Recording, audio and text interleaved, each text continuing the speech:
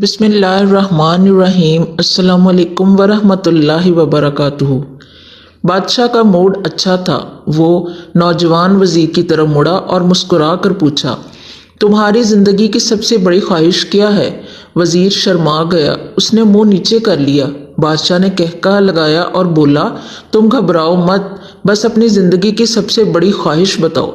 وزیر گھٹنوں کے بل جھکا اور عاجزی سے بولا، حضور، آپ دنیا کی خوبصورت ترین سلطنت کے مالک ہیں۔ میں جب بھی یہ سلطنت دیکھتا ہوں تو میرے دل میں خواہش پیدا ہوتی ہے، اگر اس کا 10واں حصہ میرا ہوتا تو میں دنیا کا خوش نصیب ترین شخص ہوتا۔ بادشاہ نے کہکہا لگایا اور بولا، میں اگر تمہیں اپنی آدھی سلطنت دے دوں تو؟ وزیر نے گھبرا کر دیکھا اور عاجزی سے بولا، بادشاہ سلامت، یہ کیسے ممکن ہے؟ میں اتنا خوش قسمت کیسے ہو سکتا ہوں؟ بادشاہ نے فوراً 2 احکامات لکھنے کا حکم دیا۔ پہلے حکم میں اپنی آدھی سلطنت نوجوان وزیر کے حوالے کرنے کا فرمان جاری کیا۔ دوسرا حکم وزیر کا سر قلم کرنے کا تھا۔ وزیر دونوں احکامات پر حیران رہ گیا۔ بادشاہ نے احکامات پر مہر لگائی اور وزیر کی آنکھوں میں آنکھیں ڈال کر بولا، تمہارے پاس 30 دن ہیں۔ تمہیں ان دنوں میں صرف 3 سوالوں کے جواب تلاش کرنا ہے۔ کامیاب ہو گئے تو میرا دوسرا حکم منسوخ ہو جائے گا اور تمہیں آدھی سلطنت مل جائے گی، اور اگر تم ناکام ہو گئے تو پہلا حکم خارج سمجھا جائے گا اور دوسرے حکم کے مطابق تمہارا سر قلم کر دیا جائے گا۔ وزیر کی حیرت پریشانی میں بدل گئی۔ بادشاہ نے کہا، میرے 3 سوال لکھ لو۔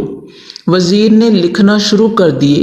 بادشاہ نے کہا، انسان کی زندگی کی سب سے بڑی سچائی کیا ہے؟ وہ رکا اور بولا، دوسرا سوال، انسان کی زندگی کا سب سے بڑا دھوکہ کیا ہے؟ تیسرا سوال، انسان کی زندگی کی سب سے بڑی کمزوری کیا ہے؟ بادشاہ نے اس کے بعد نقارے پر چوٹ لگوائی اور بآواز بلند کہا، تمہارا وقت شروع ہو گیا ہے۔ وزیر نے دونوں پروانے اٹھائے اور دربار سے دوڑ لگا دی۔ اس نے اس شام ملک بھر کے دانشور، ادیب، مفکر اور ذہین لوگ جمع کیے اور سوال ان کے سامنے رکھے۔ ملک بھر کے دانشور ساری رات بحث کرتے رہے، لیکن وہ پہلے سوال پر ہی کوئی متفقہ جواب نہ دے سکے۔ وزیر نے دوسرے دن دانشور بڑھا دیے، لیکن نتیجہ وہی نکلا۔ وہ آنے والے دنوں میں لوگ بڑھاتا رہا، مگر اسے کوئی تسلی بخش جواب نہ مل سکا، یہاں تک کہ وہ مایوس ہو کر دارالحکومت سے باہر نکل گیا۔ وہ پورے ملک میں مارا مارا پھرتا رہا، شہر شہر، گاؤں گاؤں کی خاک چھانتا رہا۔ شاہی لباس پھٹ گیا، پگڑی ڈھیلی ہو کر گردن میں لٹک گئی، جوتے پھٹ گئے اور پاؤں میں چھالے پڑ گئے، یہاں تک کہ شرط کا آخری دن آ گیا۔ اگلے دن اس نے دربار میں پیش ہونا تھا۔ وزیر کو یقین تھا، یہ اس کی زندگی کا آخری دن ہے۔ کل اس کی گردن کاٹ دی جائے گی اور جسم شہر کے مرکزی پل پر لٹکا دیا جائے گا۔ وہ مایوسی کے عالم میں دارالحکومت کی کچی آبادی میں پہنچ گیا۔ آبادی کے آخری سرے پر ایک فقیر کی جھونپڑی تھی۔ وہ گرتا پڑتا اس کٹیا تک پہنچا۔ فقیر سوکھی روٹی پانی میں ڈبو کر کھا رہا تھا، ساتھ ہی دودھ کا پیالہ پڑا تھا اور فقیر کا کتا پیالے سے دودھ پی رہا تھا۔ فقیر نے وزیر کی حالت دیکھی، کہکہا لگایا اور بولا، جناب عالی، آپ صحیح جگہ پہنچے ہیں۔ آپ کے 3 سوالوں کے جواب میرے پاس ہیں۔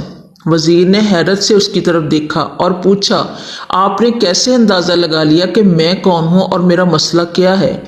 فقیر نے سوکھی روٹی کے ٹکڑے چھابے میں رکھے، مسکرایا، اپنا بوریا اٹھایا اور وزیر سے کہا، یہ دیکھیے، آپ کو بات سمجھ آ جائے گی۔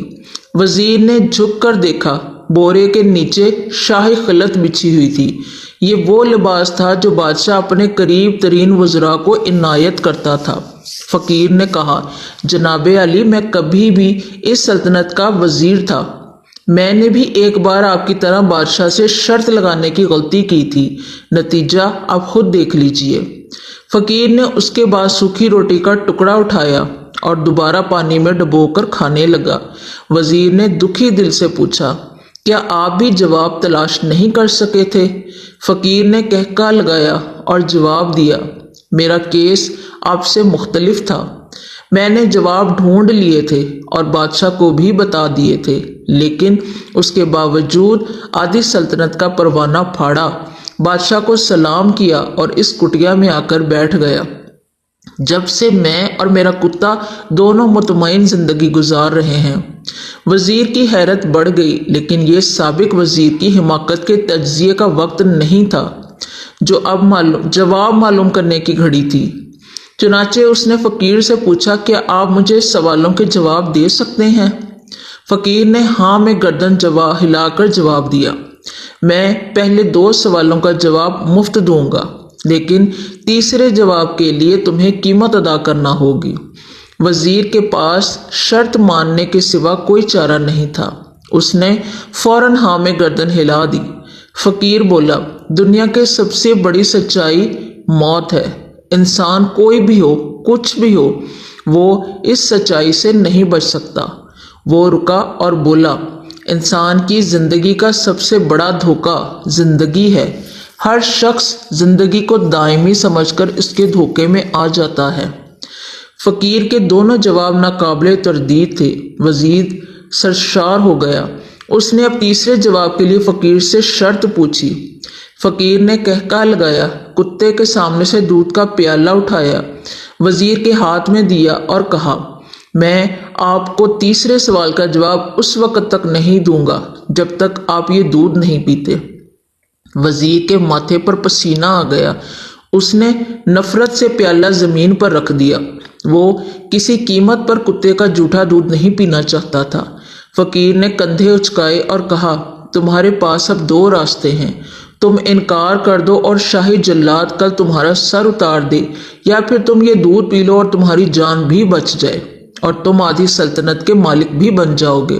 فیصلہ بہرحال تمہیں کرنا ہے۔ وزیر مخمصے میں پھنس گیا۔ ایک طرف زندگی اور آدھی سلطنت تھی اور دوسری طرف کتے کا جھوٹا دودھ تھا۔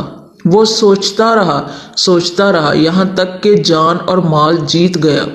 وزیر نے پیالہ اٹھایا اور ایک ہی سانس میں دودھ پی گیا۔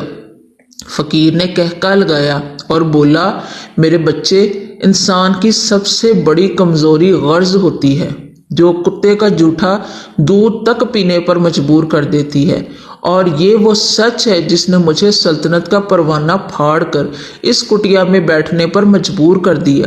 میں جان گیا تھا میں جوں جوں زندگی کے دھوکے میں آؤں گا، میں موت کی سچائی کو فراموش کرتا جاؤں گا، اور میں موت کو جتنا فراموش کرتا رہوں گا، میں اتنا ہی غرض کی دلدل میں دھنستا جاؤں گا، اور مجھے روز اس دلدل میں سانس لینے کے لیے غرض کا غلیظ دودھ پینا پڑے گا۔